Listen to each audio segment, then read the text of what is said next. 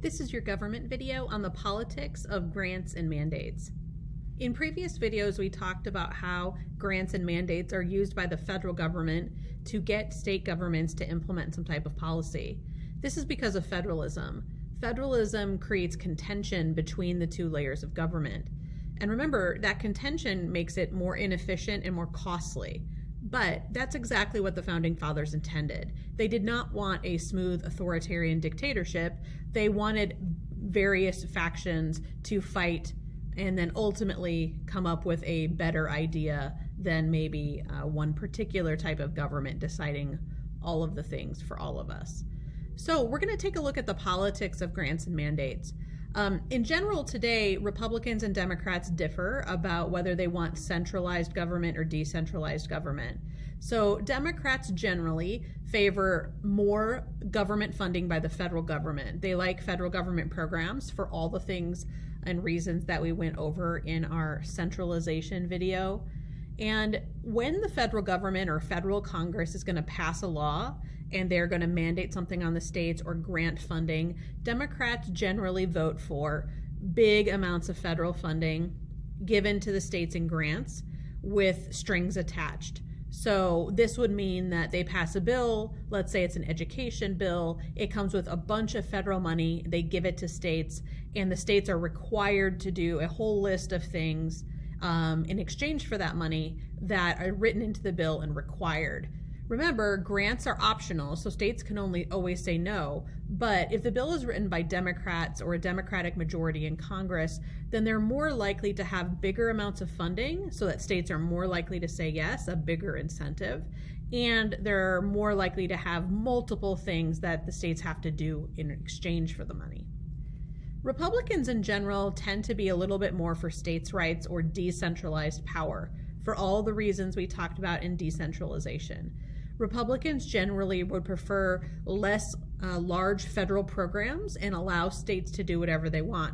But if there is a law that's passed by the federal Congress and therefore granted money to the states to implement it, Republicans generally want less funding, so less federal government funding to the states, and giving the states a lot more choice in how to implement their own policies as opposed to having these federal requirements with strings attached. I'm going to give you two examples of the opposite of this. So we, again, a lot of times think Democrats are very pro-federal government and Republicans are pro-states' rights, but there's lots of good examples where this doesn't hold true. And we're going to talk about two important laws that kind of show us the opposite. And the first one is the 1996 Welfare Reform Act. This was a major law passed by Congress and was very much the champion of Bill Clinton, who was president at the time. Bill Clinton was a Democratic president, and he is actually the only president in U.S. history to reduce the size of the federal government. We typically think of as Republicans being the ones who want to do this, but Clinton was the only one who actually got it done. And he did it by supporting and ultimately signing off on the Welfare Reform Act. Welfare policies, which are used to mitigate poverty, used to be in charge of and implemented by the federal government. He wanted to shift that to states. So they used a block grant. Block grants are big chunks of money that are given from the federal government to a state. And they replaced old categorical grants. A categorical grant is a percentage grant where, let's say, the federal government only paid 80% and then the state had to implement their own 20%. They switched that to a block grant. So they basically said, federal government's going to give you a big chunk of money to do your own welfare plan in your state. The only requirements that the federal government said is that anybody who takes welfare money has to work within 2 years. So you can only go not working and getting federal handout for up to 2 years. And nobody can get federal funds for welfare for more than 5 years straight. So this, of course, went to the states.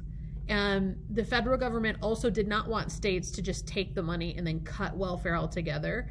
So they did say that states still have to spend at least 75% of what their previous welfare budget was. So that means states could only cut welfare by a maximum of 25%. But this is now in implementation, it means that every state has a different welfare plan. A lot of states at this time shifted from cash payments monthly to things like food stamps, things like services. So we'll give people job skills, or we'll help people go back to college, or we'll give parents free daycare and things like that, instead of, oh, we're just going to give you a sum of money every month. Food stamps are still today, the major way, or one of the major ways that states decide to alleviate poverty. A Republican exception to this is the No Child Left Behind Act. This was passed during the George W. Bush administration, and he, of course, was a Republican president. This was his first major act and probably the cornerstone of his first term in office. This is a major federal education plan, and the idea behind it was the federal government was going to mandate a certain amount of requirements. Education has, for almost all of U.S. history, been in charge of the state governments, and it's been the most expensive of the state government programs. So having a Republican president implement a massive federal education program, and then it was not a mandate, but it was a very, very large grant of money to do this. And therefore, a lot of states felt like they had to take the money because, of course, public schools always need money. It was a Republican effort, and it was passed by a Republican president, but it was a federal program, and it had a ton of strings attached. So here are just a couple of them. It said that there were going to be federal subject matter standards throughout the whole country.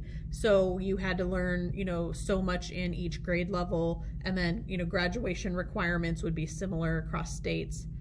It also implemented that you had to start testing students with standardized tests in at least grades 3 through 8. This is where tests like the Ames test come about, and states were allowed to make up their own test as long as it was approved by the federal government.